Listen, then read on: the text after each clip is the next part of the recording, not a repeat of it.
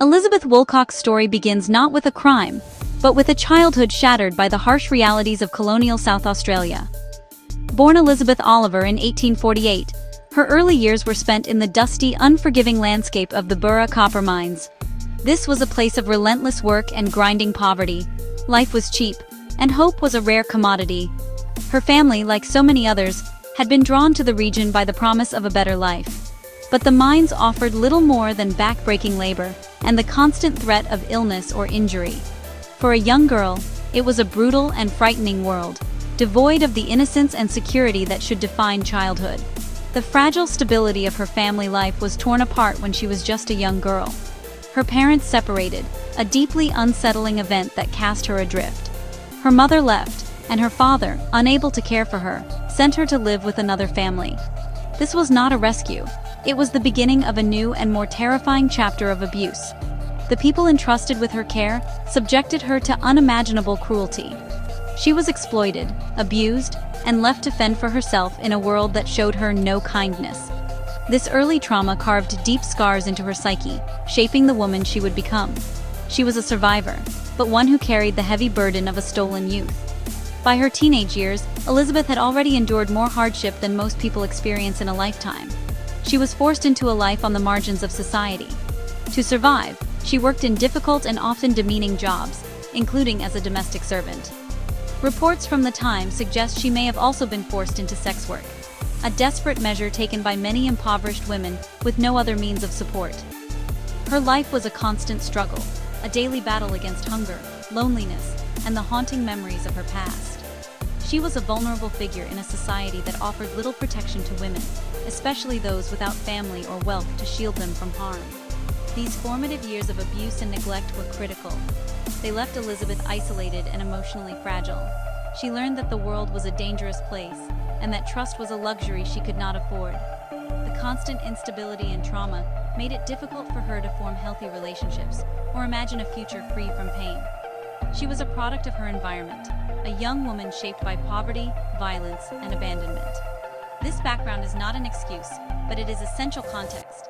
It helps us understand the choices she would later make, and the circumstances that led her down a path that would end at the gallows, a tragic figure in South Australia's history. In 1867, seeking an escape from her grim existence, Elizabeth Oliver made a decision that would seal her fate. She married Thomas Woolcock, a miner from Moonta. He was a recent widower with young children, a man known in the community for his devout religious beliefs. On the surface, the marriage might have seemed like a chance for stability. It offered a home, a husband, and a role as a wife and stepmother. For a young woman who had known only transience and hardship, this may have appeared to be a lifeline. A respectable marriage was one of the few avenues available to women of her class to gain security and social standing. It was a chance to leave her past behind. However, the promise of a new beginning quickly soured. The reality of her life with Thomas was far from the sanctuary she might have hoped for. The home she entered was not a happy one. Thomas was reportedly a difficult and controlling man. His religious piety did not extend to kindness or compassion towards his new wife. Instead, Elizabeth found herself in another abusive situation. She was subjected to emotional cruelty, and according to her own accounts, physical violence. The marriage became a prison, not a refuge. She was trapped with a man who belittled and hurt her, continuing the cycle of abuse that had plagued her entire life. Life in the small mining town of Moonta was isolating. Elizabeth was an outsider. She was the young new wife of a well-known local man, and she struggled to fit in. Her troubled past and quiet, withdrawn nature likely made it difficult for her to form friendships or find support within the close-knit community. She was responsible for caring for Thomas's children, a difficult task for any young woman, let alone one with no experience and a husband who offered little help. The daily grind of domestic chores, coupled with the emotional turmoil of her marriage, took a heavy toll. Her dreams of a better life were replaced by the grim reality of loneliness and despair. The marriage was a catastrophe. It was a union born of desperation on her part and convenience on his. There was no love, no partnership, only control and suffering. Elizabeth's accounts, given later, paint a picture of a household filled with tension and fear. She described Thomas as a tyrant, a man who used his physical strength and social standing to dominate her completely. This abusive relationship is the dark part of the story. It it provides the context for the tragedy that was to follow. It was within this crucible of marital misery that the seeds of Thomas Woolcock's death were sown, leading his young wife to a fate she could never have imagined. In the winter of 1873, Thomas Woolcock fell gravely ill. His sickness was not sudden. It was a gradual and agonizing decline that stretched over several months. The symptoms were severe and frightening. He suffered from relentless vomiting, excruciating stomach pains, and a burning sensation in his throat. His body grew weaker by the day. He was unable to keep down food or water, and his health deteriorated rapidly. The local doctor, William Bull, was called to the house on numerous occasions. He observed the violent symptoms and struggled to find a cause or an effective cure for the debilitating illness that had taken hold of the once strong miner. Dr. Bull initially diagnosed Thomas with a gastric fever, a common ailment at the time. He prescribed various remedies, including bismuth and other soothing mixtures, to try and calm the violent stomach upset. Elizabeth was the primary caregiver during this period.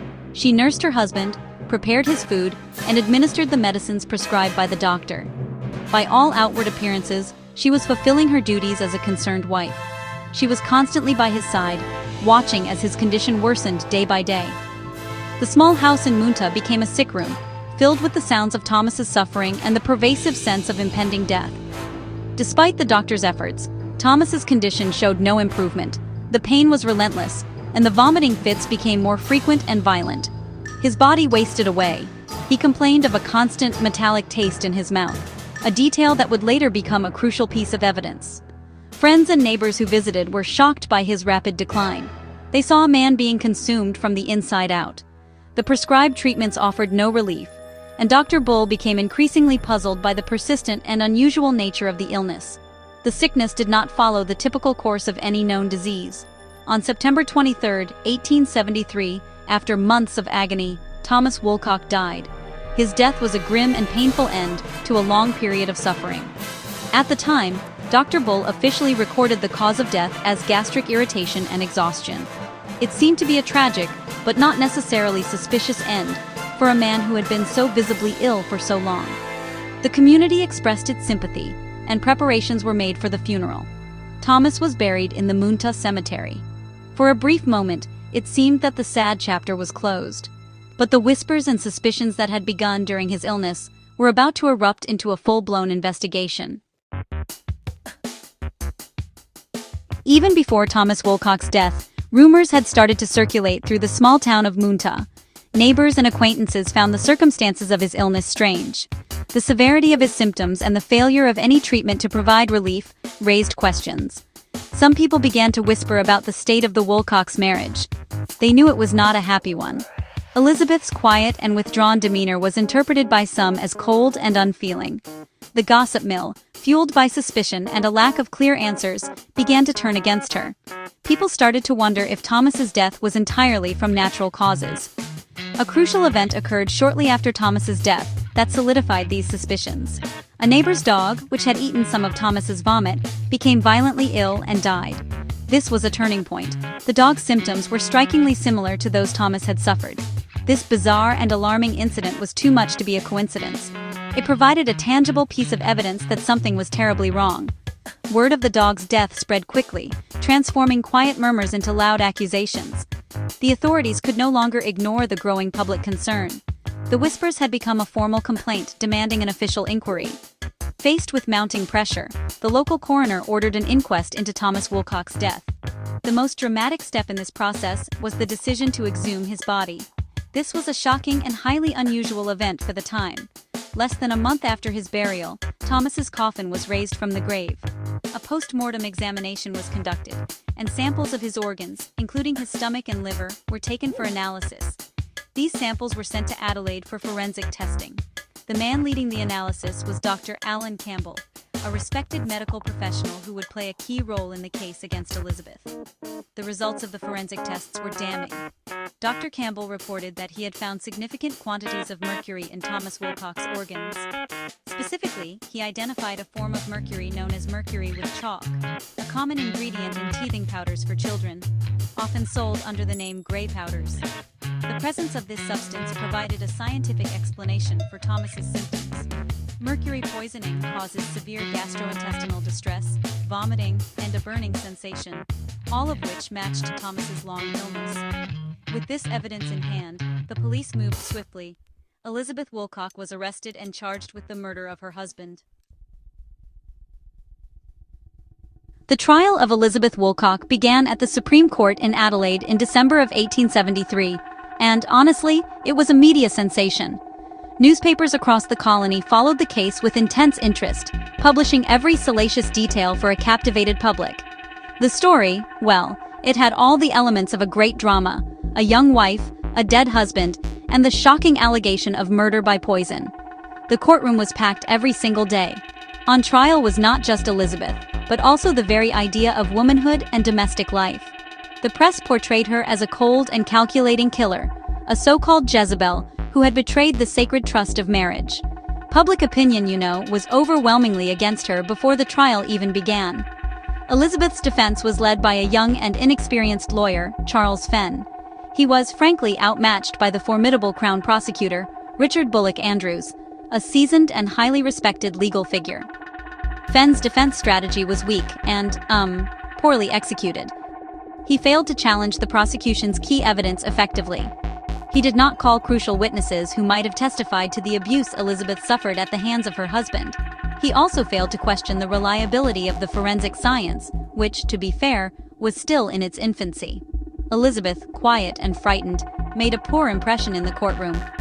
Her withdrawn nature was seen as a sign of guilt, not trauma. The prosecution built a powerful, though circumstantial case. They presented the evidence of the mercury found in Thomas's body. They called witnesses who testified to Elizabeth purchasing gray powders from a local chemist. While she claimed she bought them for her stepchildren's teething, the prosecution argued she had used them to slowly poison her husband over many months. They highlighted the unhappy marriage as a motive, suggesting she wanted to be free of her husband. The death of the neighbor's dog was presented as damning proof. The prosecution painted a picture of a deliberate and cruel poisoning administered by a heartless wife. The trial lasted for 3 days. The jury needed little time to reach a decision. After deliberating for less than an hour, they returned with a guilty verdict. When the verdict was read out, Elizabeth reportedly showed little emotion, a reaction that was again interpreted as proof of her cold-hearted nature. The judge, wearing the black cap, sentenced her to death by hanging. The sentence was met with approval from the public, who had already condemned her in the court of public opinion. Elizabeth Woolcock was then transported to the Adelaide jail to await her execution, her fate sealed by a combination of circumstantial evidence, media hysteria, and a weak legal defense. In the days following her conviction, while locked away in the Adelaide jail, Elizabeth Woolcock was visited by several clergymen. They urged her to confess her sins and make peace with God before her execution. Under this immense psychological pressure, isolated and facing certain death, Elizabeth made a confession. However, it was not a straightforward admission of guilt. She wrote that she had administered the powders to her husband, but claimed she did so not to kill him, but to make him sick so that she could leave him and return to her family. She insisted she never intended for him to die, stating, "I did not know it would cause his death." This confession is one of the most controversial aspects of the case. Was it a genuine admission of a malicious act, or was it the desperate words of a terrified and possibly coerced woman? She was uneducated and likely did not understand the full implications of what she was writing. The clergyman may have led her to believe that a confession would bring her spiritual salvation, or perhaps even a reprieve from the death sentence. The wording of the confession is ambiguous. It speaks to a desperate act born of misery, not a cold-blooded plot to murder. It reflects her desire to escape an abusive marriage, a motive far different from the one the prosecution had presented. The confession was immediately seized upon by the authorities and the press as the final proof of her guilt. Any lingering doubts were swept aside. The narrative was now complete. The wicked wife had confessed her crime. However, the nuances of her statement were largely ignored. The part where she denied any intention to kill Thomas was dismissed as a self-serving lie. The public wanted a simple story of good versus evil, and her confession, stripped of its context, provided it. It solidified the image of her as a monster, and justified the death sentence that had been handed down. On December 30, 1873, Just a few days after her confession was made public, Elizabeth Woolcock was led to the gallows at the Adelaide jail. She was just 26 years old. She walked calmly to her death, dressed in a simple gray dress. Her execution was a somber and historic event. She became the first and only woman to be legally executed in the state of South Australia. Her death closed the case in the eyes of the law, but it opened a chapter of debate and controversy that would last for more than a century. The verdict, sealed by a questionable confession, left a permanent stain on the state's legal history. In the years and decades following Elizabeth Woolcock's execution, the certainty of her guilt began to erode. Historians, legal experts, and writers started to re-examine the case, and they found it riddled with inconsistencies and unanswered questions. The neat and tidy narrative that had led to her conviction began to fall apart under closer scrutiny. One of the biggest areas of concern was the forensic evidence. The science of toxicology was in its infancy in the 1870s. The tests used to detect mercury were rudimentary and prone to error. Was it possible that the tests were flawed, or that the results were misinterpreted? Dr. Campbell's finding of mercury with chalk was particularly problematic. This substance was a common ingredient in many patent medicines of the era, not just teething powders. It was used to treat a wide range of ailments, including syphilis, which some historians have speculated Thomas may have had. It is possible that Thomas was self-medicating with a mercury-based product, or that the mercury came from another source entirely. The prosecution's case rested almost entirely on the assumption that Elizabeth was the only person who could have administered the poison. This assumption was never definitively proven, and other possibilities were never seriously explored during the trial. The social and gender biases of the time also played a significant role in her conviction. In the 19th century, women were expected to be submissive, pious, and devoted wives. Elizabeth did not fit this mold. She was a woman with a troubled past. She was in an unhappy marriage, and she was quiet and withdrawn. Her failure to perform the role of the grieving widow was seen as evidence of her guilt. The court of public opinion, heavily influenced by a sensationalist press, had condemned her as a bad woman long before the jury delivered its verdict.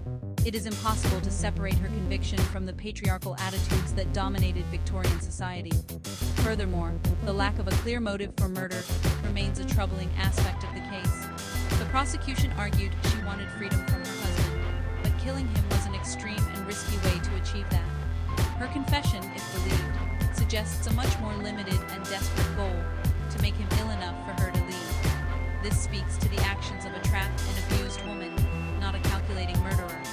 When you combine the unreliable forensic evidence, the clear gender bias, the weak legal defense, and the questionable nature of her confession, a significant shadow of doubt is cast over the entire case. Many now believe that Elizabeth Woolcock was the victim of a grave miscarriage of justice. The story of Elizabeth Woolcock did not end with her execution. Over the past century and a half, her case has been the subject of numerous books, articles, plays, and documentaries. Each new generation seems to find reasons to question the verdict. Legal scholars have dissected the trial, highlighting the inadequacies of her defense and the prejudicial conduct of the prosecution and the press. They point out that in a modern court, much of the evidence used against her would be considered inadmissible, or, at the very least, would be subjected to far more rigorous scrutiny. The case has become a textbook example of how a legal system can fail. In recent decades, there have been concerted efforts to formally clear her name. Descendants of her family, along with historians and legal advocates, have campaigned for a posthumous pardon. They argue that the evidence against her was circumstantial and deeply flawed, and that her conviction was a product of the social prejudices of her time. In 2011, a petition for a pardon was submitted to the South Australian governor, supported by extensive research that cast serious doubt on her guilt. While the pardon has not been granted, the campaign has brought renewed attention to her story and has forced a public reckoning with this dark chapter of the state's past. The re-examination of her case has also been aided by advances in our understanding of historical medicine and toxicology. Modern analysis suggests that the amount of mercury found in Thomas's body may not have been sufficient to cause death. Furthermore, his symptoms could have been caused by other conditions, such as a severe ulcer or Crohn's disease, which would not have been diagnosable in the 19th century. The possibility that Dr. Bull's initial diagnosis of a gastric ailment was correct has been raised. The certainty of the 1873 verdict has been replaced by a complex web of alternative theories and nagging doubts. The ongoing debate over Elizabeth Woolcock's guilt or innocence is a testament to the story's enduring power. It forces us to confront uncomfortable questions about justice, gender, and the fallibility of our legal institutions. It serves as a powerful reminder that a verdict is not always the same as the truth. The efforts to re-examine her case are not just about correcting a historical wrong, they are about affirming the importance of critical inquiry and the relentless pursuit of justice, even for those who can no longer speak for themselves. Her case continues to echo through time, a persistent and unsettling question mark in the annals of Australian law. Elizabeth Woolcock's legacy is complex and deeply woven into the fabric of South Australian history. First and foremost, she holds the unique and tragic distinction of being the only woman ever executed in the state. This fact alone guarantees her a permanent place in the historical record. Her execution marked a significant moment, a stark reminder of the ultimate power of the state and the harshness of 19th-century justice. Her grave, located within the grounds of the Adelaide jail, is a place of pilgrimage for many, a solemn site that invites reflection on her life and the circumstances of her death. It is a tangible link to a painful past. Beyond the historical record, Elizabeth's story has become a powerful piece of local folklore. She is often referred to as the ghost of the Adelaide jail. Her spirit is said to haunt the old prison, a restless soul seeking the justice she was denied in life. This ghost story, whether one believes it or not, speaks to a collective sense of unease about her fate. It reflects a popular belief that a great injustice was done. The folklore keeps her memory alive, transforming her from a historical statistic into a relatable, tragic figure. It ensures that her story is passed down from one generation to the next, not as a simple crime story, but as a cautionary tale. Her case continues to be a vital touchstone for discussions about the Australian legal system and social justice. It highlights the dangers of trial by media, the impact of social prejudice on legal outcomes, and the critical importance of a robust and competent legal defense. Her story is often cited in debates about capital punishment, serving as a powerful example of how an irreversible sentence can be carried out in the face of significant doubt. She has become a symbol of the potential for miscarriages of justice, a reminder that the legal system is administered by fallible human beings, subject to the biases and limitations of their time.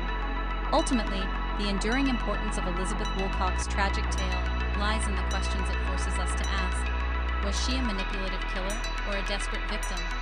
Was her trial a fair search for the truth or a foregone conclusion driven by prejudice? Her story challenges us to look beyond simplistic narratives of guilt and innocence and to consider the complex social forces that shape an individual's life and death. Elizabeth Woolcock is more than just a historical footnote or a local ghost story. She is a permanent and unsettling presence in Australia's conscience, a solemn figure whose case continues to demand our attention, our empathy, and our unending search for the truth.